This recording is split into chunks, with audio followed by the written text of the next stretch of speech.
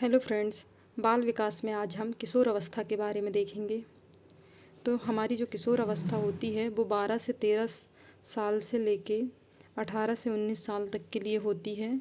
कोल के अनुसार उत्तर बाल्यावस्था पूर्व किशोर अवस्था 13 से 14 वर्ष की होती है, प्रारंभिक किशोर अवस्था 15 से 16 वर्ष की, मध्य किशोर अवस्था 16 से 18 और उत्तर किशोर अवस्था 19 से 20 साल की होती है ना। और फिर लड़कियों में लड़कों की तुलना में पहले किशोर अवस्था के लक्षण दिखाई देते हैं, है ना। और जो लड़कियां होती हैं वो 10 से 13 साल में शारीरिक बदलाव प्रारंभ हो जाते हैं और लड़कों में 12 से 14 वर्ष में शारीरिक बदलाव प्रारंभ हो जाते हैं, है ना। और शारीरिक बदलाव में क्या होता है, इसका कारण शारीरिक बदलाव का हार्मोन से होता है। जैसे लड़कियों में एस्ट्रोजन, प्रोजेस्टेरोन और रिलैक्सिन हार्मोन निकलते हैं ना। रिलैक्सिन जो गर्भकाल के समय काम आता है, और बॉयज़ में टेस्टोस्टेरोन नामक हार्मोन निकलता है। तो इनमें बदलाव क्या क्या आते हैं? शारीरिक बदलाव, आवाज़ पतली, स्तनों का विकास, मासिक धर्म प्रारंभ हो जाता है ना।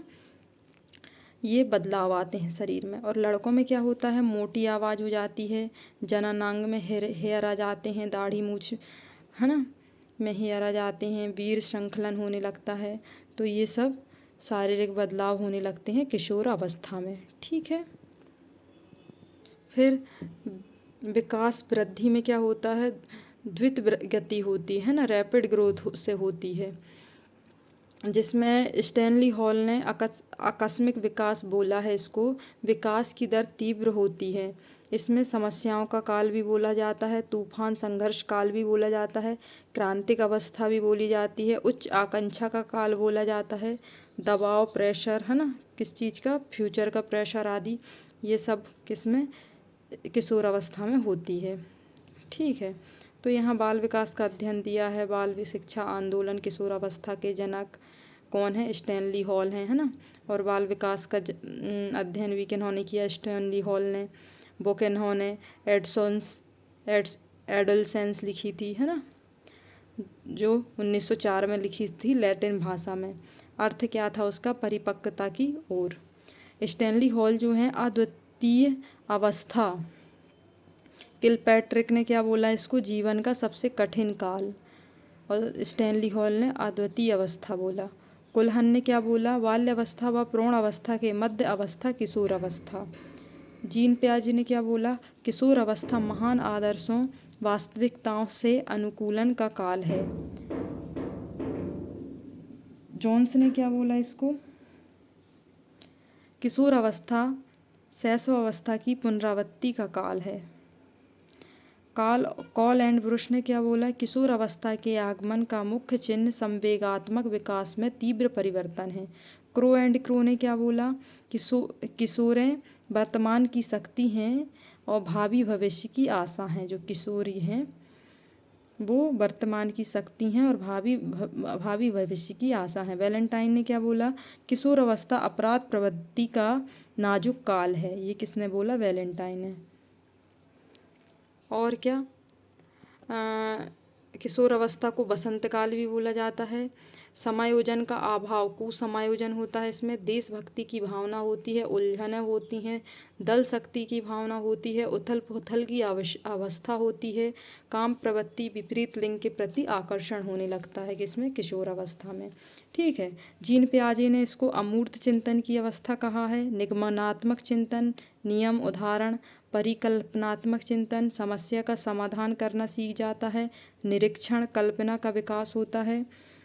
एरिक्सन ने क्या बोला है? 12 से 18 वर्ष में पहचान बनाम भ्रांति हो जाती है। जैसे कवि बनना है, चित्रकार, देशभक्त, मतलब उसको जो बनना है उसकी वो आ जाती है, भ्रांति आ जाती है ना। दिवा स्वप्न की अवस्था, कक्षा में बालक किसी की यादों में खोया रहता है, ये होता है दिवा स्वप्न। बालक अपने आप में विशिष्टताओं को खोजता है ना, इस अवस्था में, किसमें? किशोर अवस्था में। फिर परिवर्ती आयु, जैसे शैशवावस्था में वृद्धि विकास होता है उसी अनुरूप यह किशोर अवस्था में दोबारा देखने को मिलता है। किसमें? किशोर अवस्था में। अभिभावक व किशोर किशोरियों के मध्य वैचारिक मतभेद देखने को मिलता है। और जो प्यूबर्टी एज, मतलब कि जो एज होती है किशोर अवस्था जिसको बोला जाता है, बालक का केंद्रीय नाड़ी संस्थान, रीढ़ की हड्डी दोबारा विकास देखने को मिलता है इसमें, है ना। फिर किशोर अवस्था में विकास के सिद्धांत कौन कौन से हैं? द्रुत गति से विकास और क्रमिक विकास, है ना। ये क्या होते हैं? बनने व बिगड़ने का काल भी इसको बोला जाता है। किसको? किशोर अवस्था को। द्रुत गति से विकास यानी बालक का अचानक से द्रुत गति से विकास होता है। ये किसने बोला था? अपनी स्टैनली हॉल ने बोला था। फिर क्रमिक विकास, बालक में जो भी बदलाव होगा वह एक निश्चित क्रम के अनुरूप होगा, ये थॉर्नडाइक ने कहा था। ठीक है। फिर आता है शारीरिक विकास।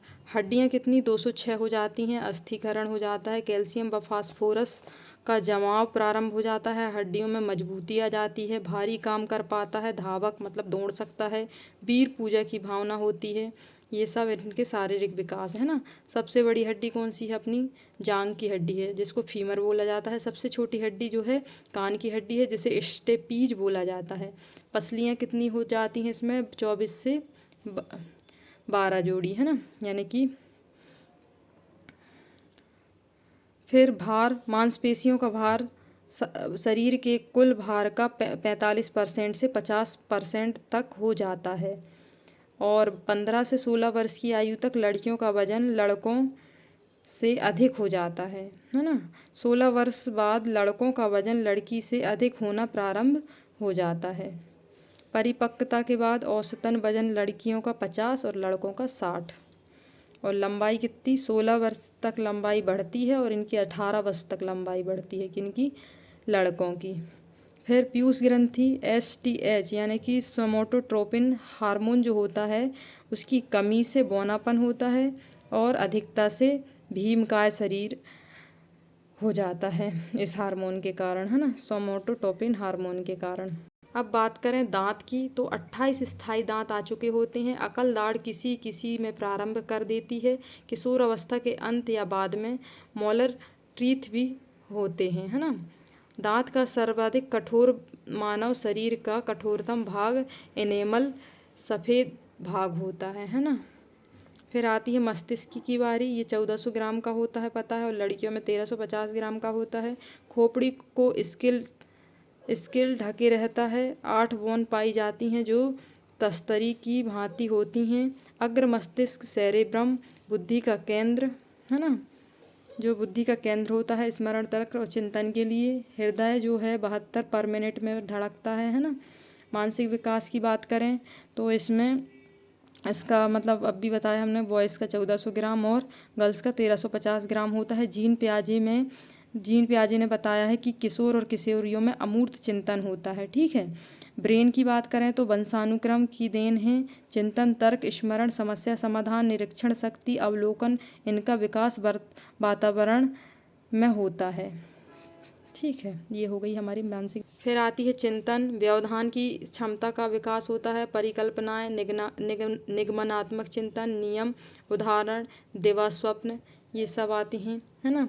निर्णय शक्ति का विकास होता है। शब्द भंडार स्कूल में ज़्यादा हो जाता है। भाषा अभिव्यक्ति, वाद विवाद, भाषण प्रतियोगिता, निबंध लेखन, ये सब आते हैं। और मानसिक विकास की बात करें तो ये है लघु गणकीय, लाक्षणिक और तोरण, 3 टाइप का होता है। लघु गणकीय यानी लगातार मानसिक विकास बढ़ता है ना, 0 से लेके अनंत तक। और लाक्षणिक मतलब प्रारंभ में तीव्र, बाद में कमजोर विकास होता है। फिर तोरण मतलब ये पहला जो टाइप है, प्रारंभ, मध्य और अंत में तीव्र, मंद, तीव्र ऐसा होता है। और फिर मंद, तीव्र, मंद ऐसा होता है। ठीक है, मतलब कभी घटता कभी बढ़ता, कभी घटता कभी बढ़ता, इस टाइप से होता है। ये होता है हमारा तोरण मानसिक विकास।